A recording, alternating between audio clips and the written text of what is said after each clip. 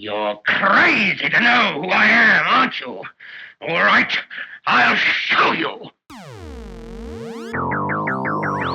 Hello and welcome to every single sci-fi film ever. I'm Aisha Khan. First of all, there are spoilers ahead, so be warned. Secondly, for those who don't know, the full show notes, all research, all details can only be found on the website due to character limits. So that's everyscififilm.com/watch. Scroll down to the episode you want and all the details there.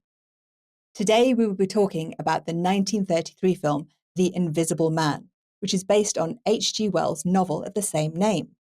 It was directed by James Whale, who also directed Frankenstein, which we covered a few episodes ago. So I'm going to go straight in and introduce my absolutely wonderful guests. First up, we have Keith Williams, who is a reader in English at the University of Dundee. His special interest is in the pre-1945 period and H.G. Wells. He is the author of the book H.G. Wells, Modernity and Movies. Thank you so much for being on the show, Keith. Welcome. How are you? I'm very well. It's a real pleasure and indeed an honour to be asked to speak. Lovely. Joining Keith today, we have Mark Longenecker, who is Associate Professor of the Practice of Film Studies at Wesleyan University. He's also written an article titled A Brief History of Invisibility on Screen. Welcome to the show, Mark. Thank you so much for joining me. Thank you. Thanks for having me, Aisha. Let's talk a little bit about the concept of invisibility. What made you write that article, Mark? Well, very cynically, it was a matter of timing. There was another Invisible Man movie coming out after Universal had, because they own the rights to Wells's novel in perpetuity, and they're known for these horror films they did starting in the 1930s. They're always every few decades trying to revive them. And so this most recent Invisible Man movie was one of their latest attempts. So I was taking the opportunity to look back at the first adaptation, the first sanctioned adaptation of the H.G. Wells novel, and to think about how it was treated and then how the concept has been adapted and flexibly modified into different story contexts, different tones, different meanings. Invisibility in film goes back a very long ways. You can see Whale's Invisible Man as a culmination of things that Georges Méliès was doing right around the turn of the 20th century. And in fact, there are, because the Wells novel, predated so much of cinema history, there are a lot of early nods and adaptations to the concept of invisibility on film.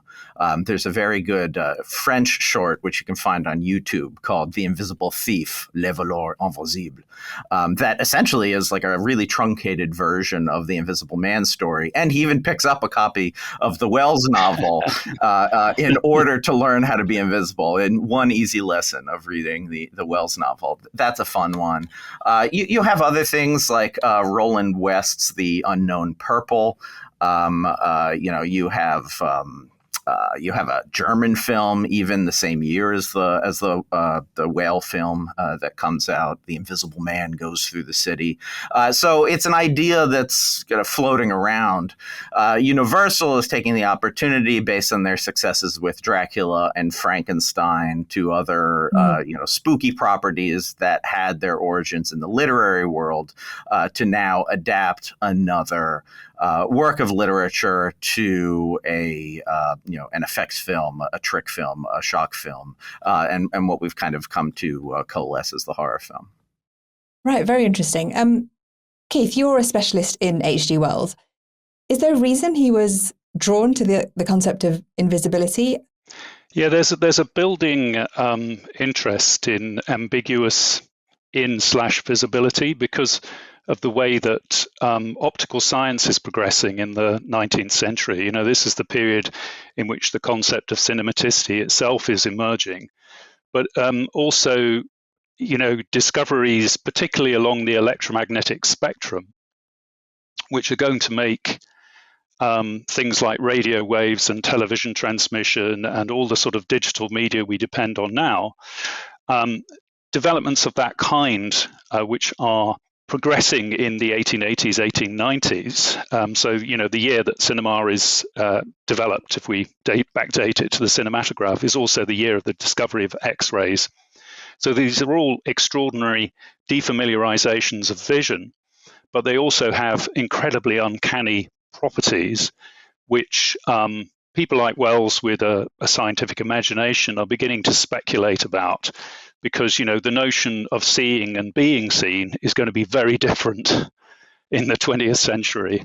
And some of the kind of themes of myth and folklore, which go right back to Plato and, Celtic caps and cloaks of invisibility, the sort of things we see in Harry Potter, are going to literally become scientized, by things that are being discovered along the electromagnetic spectrum, which kind of interrelates things like X-rays to radio waves and gamma rays and so forth. When you read about, so Plato wrote about this in Republic, but it was very much about morality and the idea that if you became if you became invisible, that you would inherently become immoral in a way, or, there's the discussion of whether that would happen. Whereas I think with Wells and with the film, it doesn't tend to naturally go that way. And especially in the book, but also in the film, he's quite bogged down with his invisibility. Like it's not like bringing him the power that, earlier novels would have talked about, or earlier stories. I think that's right. It turns out to be deeply ironic. So, Griffin's dreams of a kind of superpower, a sort of superhuman artificial evolution, are undercut by the vulnerabilities that come with it. For example, the condition of absolute invisibility is nakedness. He can't wear clothes, and it's winter, and he's catching a cold, and he's hungry, and he can't eat, because if he does, the undigested food would show up, within his body, because it's been kind of X-rayed through by the radiating apparatus that he's used on himself, that kind of goes beyond X-rays on the electromagnetic spectrum. I just wanted to quickly mention that I was looking into Indian sci-fi, and there's not like a huge amount of it, considering it's such a huge industry. But one thing they have, recurring from 1938 onwards is the concept of invisibility, but it is not framed in this kind of seeking for power. It's more of a kind of, people trying to help others, or almost like a Robin Hood type thing. And I think that's quite an interesting difference. It's very flexible, even within the American cinema. I find the James Whale version is the one that has perhaps the most kind of balance between comedy and drama. It's asking for a great deal of, vicarious pleasure, but also pointing out that this power is corrupting him. And later iterations will tend to bend the needle one direction or the other. We have some really good. The follow up, The Invisible Man Returns, is a lot more about how it's morally corrupting him. But then we get something like The Invisible Agent, in which the Invisible Man fights the Nazis, and that then becomes this kind of the good guys using invisibility for the sake of justice. The other thing I'd note about this. I think the transition from Wells, who, as you pointed out, is dealing with the kind of ironically uncomfortable practicalities of invisibility from a very what feels like a plausibly grounded scientific perspective, and bends us more towards the moral danger of it, and even the kind of vicarious evil of it, is that there is another book published shortly before the Whale movie, Philip Wiley's The Murderer Invisible from 1931. Yes. The script for the movie goes through so many revisions. The Wells novel for a long period of time is essentially thrown out and ignored, and quite a bit of this Philip Wiley novel is incorporated. R.C. Sheriff finally does go back to the Wells novel, but you can still see vestiges of the Philip Wiley novel in there, in the sense of the kind of grandiosity of his planned reign of terror and the insanity. So some of that DNA of Wiley's Invisible Man is linking up with the kind of astounding practicality of the Wells Invisible Man, and that is kind of what comes out the end in the Whale version. Oh, that's interesting. And I think the reason that it had to be rewritten, is it true that H.G. Wells had to approve the script for it to be made? I believe so, yes. That's right. That's Okay. correct. Yeah, he was supposedly he's very disappointed with the island of Dr. Moreau, or the island of what's the Lost Souls. Lost Souls. Yeah, they reworded it. Very disappointed with that, and essentially they took any of the kind of thematic material out and made it more of a straight horror movie. So he insisted on approval for the Invisible Man. And let's talk a bit about that, because you talked about Universal wanting to capitalize on Frankenstein and Dracula. So in theory, it's supposed to be a horror. Well, Jaffers, what do you think? He's invisible. That's what's the matter with him. It seems quite like a slapstick comedy. Now, is that done purposefully? It's James Whale, so I think when he then does Bride of Frankenstein later, that kind of campy humour increases. So is it done purposefully, or is it just inevitable that there's an invisible man and it's going to be quite slapstick at times? A lot of it, I think, is Whale. You can sense a strain of comedy, or at the very least, irony throughout his movies. I mean, if you look at, say, The Old Dark House, that's also a movie in a kind of nominally spooky milieu that nonetheless is all about kind of strange surprises, slightly campy overperformance, unexpected, odd little characterizations of the sort that Whale really likes. He has a tremendous amount of studio power by the time he makes Invisible Man, even more by the time he makes Bride of Frankenstein. So this isn't someone who's just trying to play out the last couple films of his career, but someone for whom this comedy, this wryness is actually inextricable from the trick and the stunt and the horrific version of it. And if you think about it, comedy and horror, the comedy horror as we know it is something that we still get a lot of today, but they do sort of share a center. If you think about kind of tension and release, they're both based around that. Comedy's got the laugh, horror's got the scream. They're kind of the two movie genres where you can just stand outside the theater and listen and know what kind of movie that the audience is watching. I think that Whale is attracted to black humor that already exists in the text, because a lot of the gags in the film are actually more or less lifted directly from the novel. How can I uncuff a blooming shirt, for example? That's what PC Bobby Jaffa says, when Whale is running around after having done the most bizarre striptease, in either literature or film.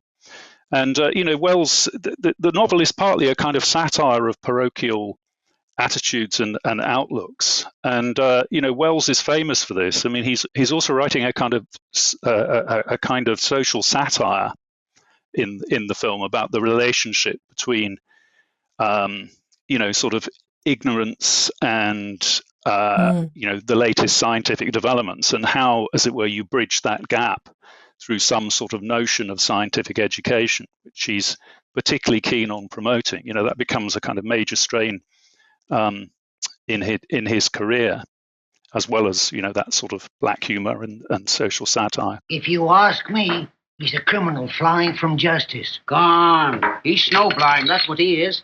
Has to wear goggles to save his eyes. Anyway, you be careful and lock your money up. He's not going to be accepted. He knows he's not going to be accepted, and he's especially not going to be accepted in like a small village pub. Yes, that's right, in a place like Iping, which is a real village in Sussex, by the way. And one of the reasons why Wells set the novel there is because a local GP actually dealt with a very strange case of a rare sort of pigmentation disease. Hence, references to what might lie behind the bandages, all those pub conversations where people's anxieties and sort of prejudices about otherness kind of come out.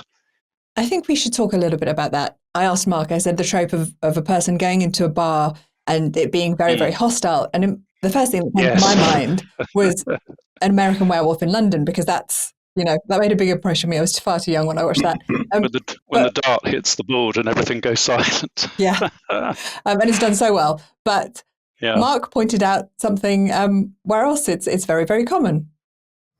Oh, yes, the Western.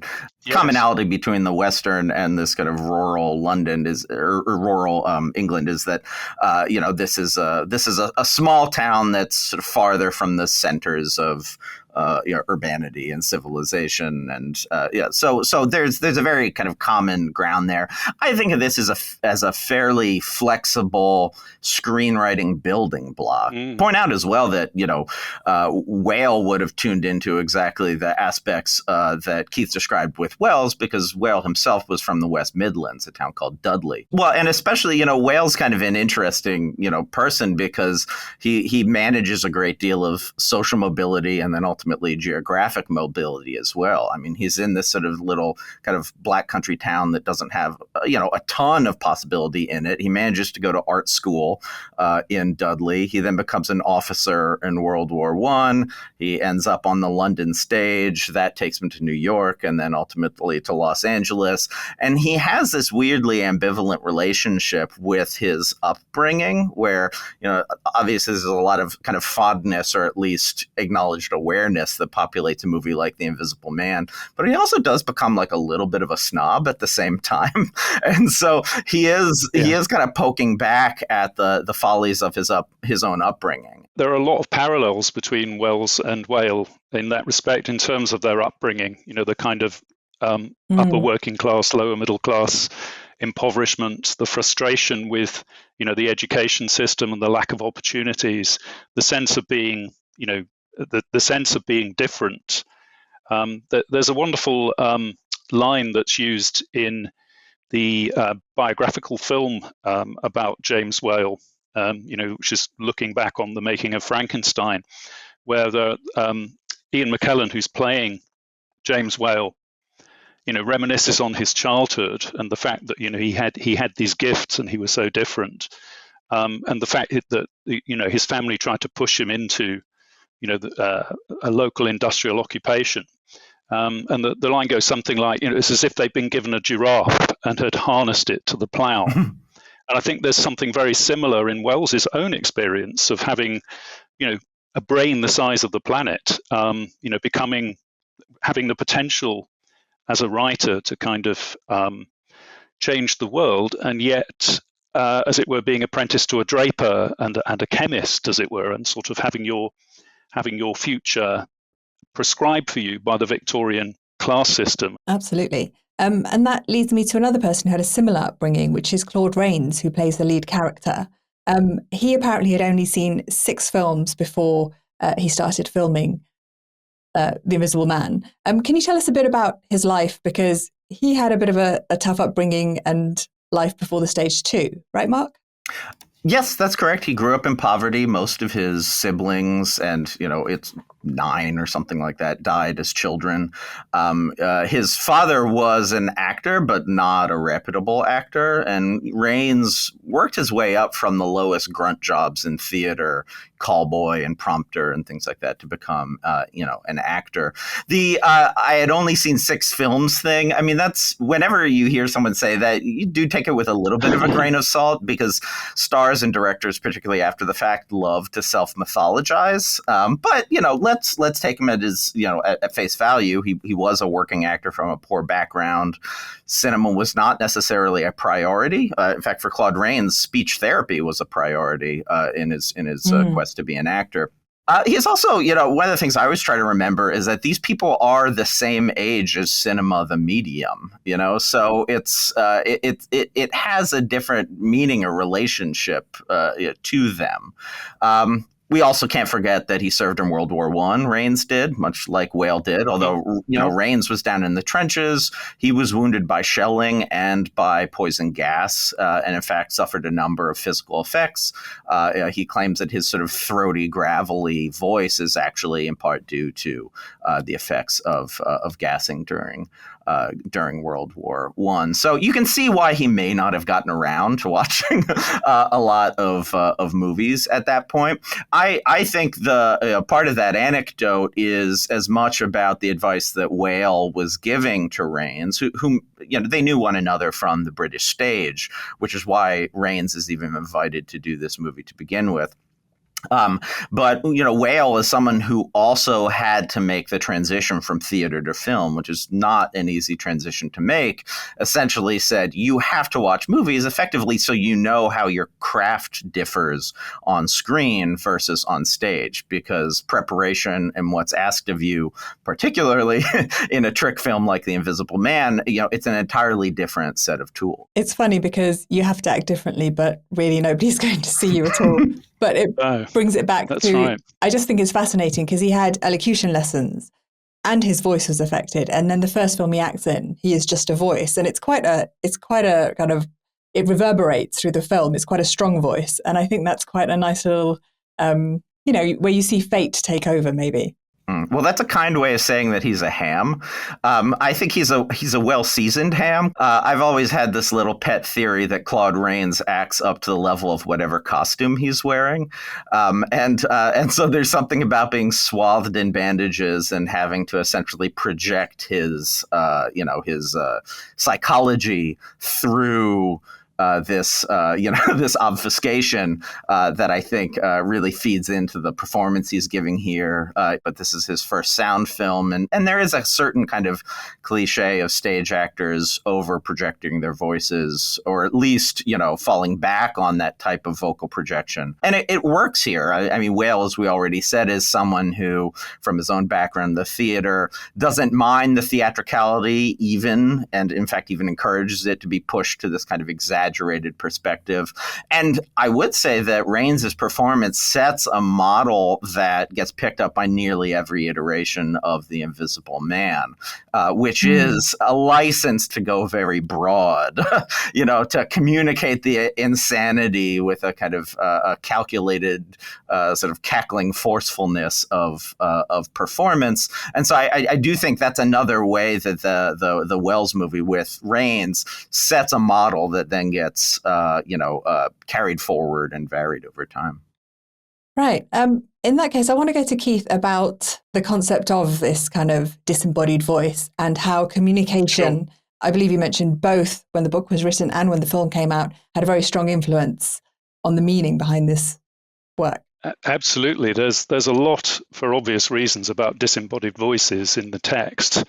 And that is, in a sense, reflecting the way that the voice becomes separated from the speaking subject by technology in the 19th century. So, that first begins with the telegraph. It goes into the telephone and then into Edison's phonograph, and at least the first experimental radio transmissions, which were the same year as The Invisible Man. Wells is quite literally echoing that in the text.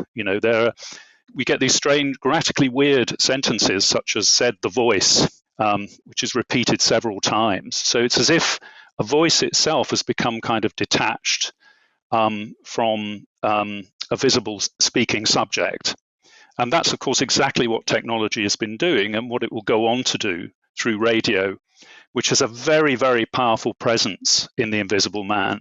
I mean, it's sometimes said that Claude Rains' audition for The Invisible Man is a bit more like a test for radio acting than it is for film acting. And the voice is very important because, of course, the invisible voices of politicians, in particular the dictators, but also, as it were, democratic politicians like Roosevelt and so on with his fireside chats in the States, are coming right into the home. These are invisible voices that are being transmitted and amplified, and which are giving a kind of reach and a power to a new kind of politician that wasn't possible before this particular medium had developed. And of course, as a first sound film version, that's one of the things that Whale is really capitalizing on, because of course 1933 is also the year of the Nazi coup, and it's well into the rise of other dictatorships, such as Stalin's regime in Russia and Mussolini's in Italy. And when Whale is giving his famous kind of ranting speech about wanting to rule the world and the moon, even the moon's frightened of me, frightened to death. The whole world's frightened to death. He's using sort of theatrical gestures that would have been familiar to anyone watching, newsreels Hitler and Mussolini at that time. He kind of saws the air like Hitler did. He thrusts his chin pugnaciously and folds his arms at one point, which is exactly how Mussolini liked to appear after he'd delivered a speech. The presence of radio, which is obviously something that you can explore and something that you can really permeate the film with, because of course it's a sound film and Whale is using the soundtrack in incredibly creative ways, I think is one of the most interesting things in this adaptation. I mean, there's a radio flash in one of the scenes where obviously there's nobody there, and it's just the radio telling them that there's an invisible man, which is, that's right. He is an invisible man because he's coming out of the radio. So yeah, that's precisely right. And in the scene where he enters Kemp's house for the first time, and we see the door blow open in this ghostly kind of way, Griffin actually takes over the radio dial at that point and kind of switches the broadcast off halfway through. The broadcast informing people that there's this outbreak of hysteria about an invisible man, and then continues the sentence. The whole village is in a state of panic, and everyone deserves the fate that's coming to them. Panic, death, things worse than death. It's such an amazing saying, and it's very, very deliberate. And also, Keith, you'd mentioned, just because I wanted to add to the Hitler element, that they talked about an Alsatian, a crazy dog, and you'd pointed out, yes. Yeah. Do you want to talk a bit about that? In the film, his megalomania and his murderousness is explained as a side effect of the drug that he takes in order to render himself invisible. This monocaine stuff, which is a kind of compound, I think, of, it's playing around with monomania and cocaine at the same time. And the chemist who's his boss, and also the father of his love interest, Flora, mentions the fact that Griffin, although he's been experimenting with monocaine, doesn't realize that in some of the other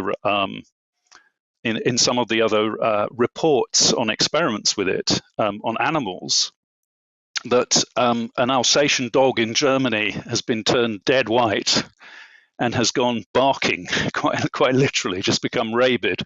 And this may well be an allusion to the white Alsatian that Adolf Hitler was famous for sort of keeping as a domestic pet. Before we move away from radios, though, I think considering we are covering H.G. Wells, it's probably worthwhile mentioning that this is a few years before The War of the Worlds is read out by Orson Welles.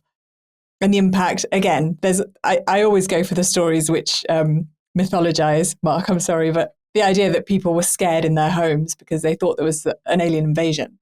That's right. Well, the War of the Worlds broadcast famously gave rise to the first study of media-induced mass hysteria by a group of American psychologists.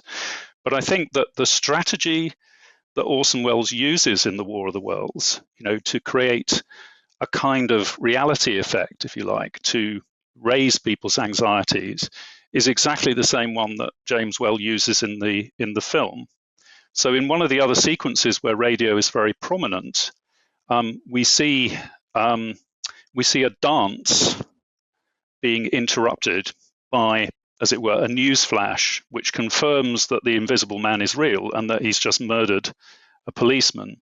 I must interrupt the dance music for a moment. I have an urgent message from police headquarters. Early this evening, we broadcast a report of an invisible man. The report has now been confirmed. So we get a program of popular dance music because people are dancing to the radio at that point, at a local cycle club or something. And that's exactly what Orson Welles does at the beginning of the War of the Worlds. The War of the Worlds doesn't begin with the Martian invasion.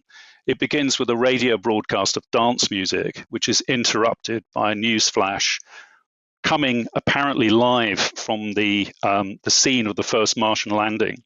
Welles himself had also played a kind of invisible man on radio before becoming, a film director. He played a character called the Shadow, who had a kind of mesmeric ability to, as it were, convince his enemies that he couldn't be seen. It was a kind of psychologically induced invisibility. So you've got a whole complex of things there that sort of take you back to the Invisible Man in ways that then kind of play out in Orson Welles' later career, and the way that he uses the radio medium to raise all sorts of questions about its potential for spreading political hysteria, or the sort of power of radio amplification in relation to the politics of the period. Absolutely. Okay, I think we should move on to the very exciting topic of special effects, because there's always this thing in science fiction. The spectacle is very, very important. And considering we've talked about how it's not exactly a horror, and it is quite comedic, I can imagine people's minds being utterly blown when they saw this in 1933. So, Mark, can you tell us a bit about the special effects? A lot of the credit to the special effects here goes to a man named John P. Fulton, who was kind of the effects man, the head of the trick department at Universal. And in fact, Fulton was one of the people who had to be consulted in the lead up to The Invisible Man in order to verify that they could actually pull this off. MGM had considered adapting the movie a few years before and decided, we can't really do this. And Fulton at Universal said, yeah, we absolutely can. And in fact, a lot of the effects in this movie are not new or just new to this movie. They are just established effects done very, very well. And I think, like you mentioned, the early silent films have pretty much probably the same kind of effects, maybe not as polished. Yeah, very similar. So if you think about kind of the practical effects here, just the very simplest stuff, how do you deal practically with an invisible man? Well, you have actors react or pretend like they're choking by some sort of invisible force. One of the unwrapping close-ups involves actually a sort of shell head, like a kind of wire head made from a cast of Claude Rains's face that they unwrap the bandages from, or things like the footprints in the snow, which involved having a trench dug with some footprint-shaped cutouts, and then they would pull down the feet, and the snow would drop. And there's a lot of great wire work here. The bicycle is a very fun one, where the handlebars are running along wires and the wheels in a sort of trench. So, so that wouldn't be removed afterwards. That is something that maybe if you pay close attention to, you might be able to see, or is that? You can see the wires, yeah. Okay. Yeah. If you look very carefully, some of the wire work is very good here, but if you think about there's a scene where he comes in and lifts these books out the window and then lowers them down. That's all done with wires. And can we talk about which I imagine just when I was watching it, the floating shirt? Like, that's a phenomenal trick for back then. Yeah. Getting there. So that's beyond practical effects. So that's what's called the traveling matte process. And this had been used in other whale films. The older movies, as you mentioned, Aisha, use something called kind of double exposure, which is you'll film the background onto the camera negative, and then you rewind the camera and you film the other element in front of a black screen, a lot of that. And these are kind of in-camera ways of doing these effects. The traveling matte process allows for more control. So what they do is they film, the background, the action in the actual space itself. Then they drape the entire set in black velvet so that it's not as reflective. They dress the actor in black, except for whatever partial clothes he needs to be in, so that then you just really essentially have a shot with the clothes. Then what happens is that you use that effect shot to create not just the image of the clothes, but you're also creating a matte that effectively you use to create a hole in the background image where the clothes are going to be printed. So you print sort of successive multi-layers of film together. The matte that you've gotten from the effects shot, which essentially creates a kind of moving hole so that you don't get that translucency that you see in a basic double exposure. And then on top of that, you print the actual clothes shot that you filmed. And that's what keeps it from just seeming like a kind of ghost image, which you would normally get in printing two things or filming two things on the same stock, and actually makes it a kind of convincing composite of two things filmed in different spaces. That all comes together, and I'm sure people are quite wowed in 1933. But despite all that, I don't think H.G. Wells was too impressed with the film in the end. Is that true, Keith? Well, there were certain things he was unhappy about that he had to be persuaded about. I think he was in correspondence with R.C. Sheriff over the matter of the monocane. And Sheriff persuaded him that, in a film of whatever it is, 80, 90 minutes, it was difficult to show Griffin's emotional transformation, particularly without a kind of backstory, except by using this kind of catalyst for the process that would, bring that about very abruptly, because he's completely normative before the transformation, and yet becomes, a kind of a megalomaniac and a kind of proto-fascist, would-be proto-fascist dictator. So that's a kind of shortcut that I think Wells eventually accepted. And then there's the whole thing of the romance being added as well.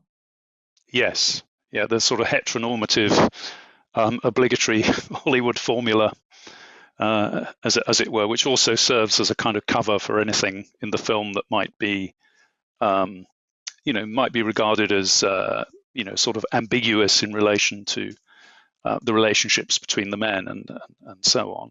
And I think it also serves as another reason that, the Invisible Man isn't immoral. Like, his fiancée is a softening influence on him. And the reason why he's doing this is to impress her, and he's going mad. So it is a sympathetic character overall in the film. Sure. Yeah, I mean, these are kind of cliched motivations, aren't they? You want to succeed in this experiment so you can prove yourself to your girl and, marry the boss's daughter and be rich and famous. Whereas, Griffin's motivations in the novel are much darker than that. He goes from being a highly visible man into someone who, hopes to be able to dominate the normative community and to kind of, be, as it were, to go through a stage of artificial human evolution that will turn him into a kind of Superman. I think he uses the term reign of terror. Yes, yeah, he does. But I find it interesting because he kind of just wants to reign over like a village, whereas in the film, I think it's got a much bigger, he's talking about it becoming, useful to world leaders and that kind of thing. Yes. So the ambition is far greater in the film. I think that's right. I mean, the electromagnetics are amplified. The notion of invisible forces is amplified through, the sort of massive presence of radio broadcasting. But the politics are also put on steroids as well, because, we're now in the decade that's going to lead, which is the build up to the Second World War. And, there are people on the planet who've got big plans for the rest of us, if not, plans for world conquest. So, if you read Mein Kampf, then Griffin's ranting speeches are not so kind of idiosyncratic or so kind of improbable as they might otherwise seem.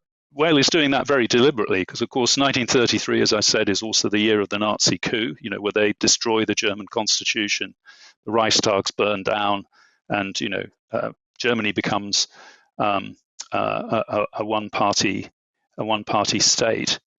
And it's also the year that filmmakers that Whale really admires, people like Fritz Lang and so on, whose work is echoed all over, The Invisible Man in particular, have to seek refuge in Britain and then ultimately Hollywood in order to continue their careers. Interesting. I just wanted to do a brief mention on Things to Come, which is the next kind of big sci-fi film that H.G. Wells is involved in. And this is one which apparently he had the most involvement in. What are your thoughts on that, Keith? Again, that turned out to be problematic in the sense that ceding control to Wells also produced all sorts of difficulties for the filmmakers. Because even though Wells, back in 1895, we've got this famous moment of connection between, Wells's first science fiction novel, The Time Machine, and, as it were, one of Britain's first filmmakers, Robert William Paul, who sort of spots the opportunity for, as it were, creating a kind of time travel experience out of cinema itself. So, Wells and Paul file this joint time machine simulator patent that, would have given people the impression of traveling backwards and forwards in time. But they then cease to work together because, they become massive overnight successes in their respective fields. Whereas if they'd stuck together and the Time Machine Simulator had been made, Wells might have learned the craft of, script writing for film and, working directly with filmmakers.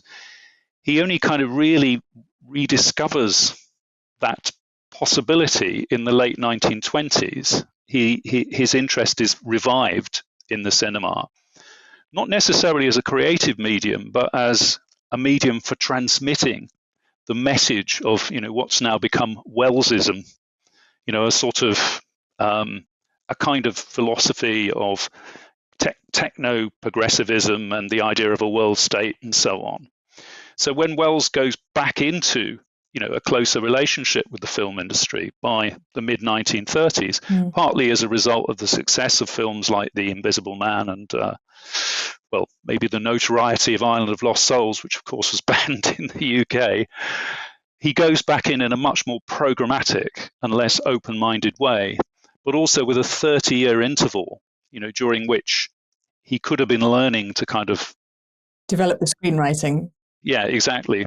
So when he goes back in, and Alexander Korda takes him on for, to make these two sort of epic science fiction / fantasy films in the mid 1930s, Wells's reputation is massively inflated, and he's also got a much more instrumental view of what cinema is and how he'd like to use it.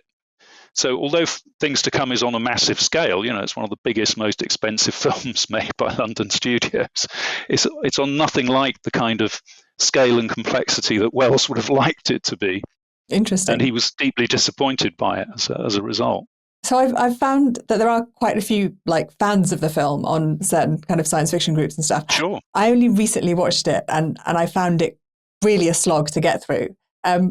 Just out of interest, Mark, have you seen the film? What are your thoughts on it? Yes, I have. Well, I mean, it's to sort of the point that Keith was just making. I mean, it's sort of like that old adage about how to a man with a hammer, every problem looks like a nail. Like a writer's solution is always more writing. These things tend to be problems when you're trying to make a movie, which is a visual medium and has its own grammar and language that's, not always the written word or the spoken word. So I'm a big fan of William Cameron Menzies, who's the director here, who is also by trade a production designer. I cannot fault the production design on this. There are some stunning shots as well.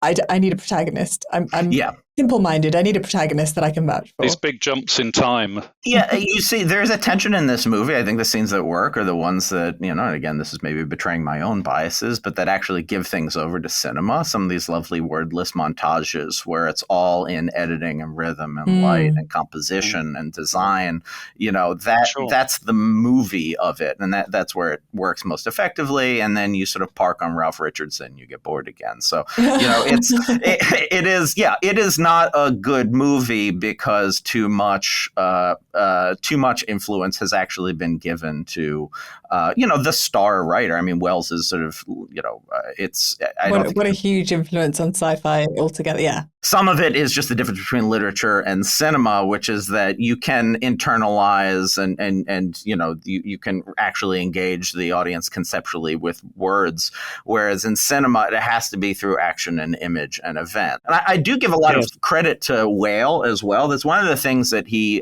does especially well. It's not just that it's not just sort of how much money he's getting from Universal, but Whale does really judiciously pace his movies. He will cut things out that he doesn't think are necessary, and only film what he thinks is necessary, and really tries to keep the pace of his films moving quite a lot, which, as you mentioned, Aisha, is one of the challenges of Things to Come, is that thing kind of dies. The sets are beautiful, the costumes are incredible, and then anytime you're outside of there's no action in it, right? There's one half-hearted suspense scene at the end, which isn't even all that interesting, so it is in both of these films, you do see something between the challenge of a literature writer who's working at a very high and sophisticated level, and one who it does make sense to put on film because he has a certain practicality and simplicity in his verbiage. But they are different mediums, ultimately. Completely different media. Yeah. The only bit that really stood out to me was when there's an elderly man and he's talking to a little girl and she's like, well, how did they live, so, when life was so horrible? And he's like, well, there was this thing called humor and we had to do something along those But lines. not in this movie. Not in this movie. Well, they had a way of grinning at it. They used to call it humor. We had to have a lot of humor. I lived through some horrid times, my dear. Oh, horrid. Horrid. I didn't want to hear about that. But I mean, I agree about things to come, that, the design, the sort of look of the film, particular moments are still extraordinary and incredibly influential. But it's often pointed out that it's a film which climaxes in the first sequence, really, with the Second World War and the destruction of every town. And the hero's a little bit smug as well, which I didn't like. Oh gosh, yeah. Well, he's also reincarnated at least twice. Brilliant, thank you so much. Okay, so let's go on to the legacy of this film going forwards. What do you think that is? Well, some of it is, I think, the flexibility of of the concept. It's something, as I mentioned, that you can make a comedy movie out of, you can make a horror movie out of. It inherently has this spectacle quality that makes it fun to go to the movies. You've got something like Invisible Woman, which is a kind of like woman's picture comedy, but very fun.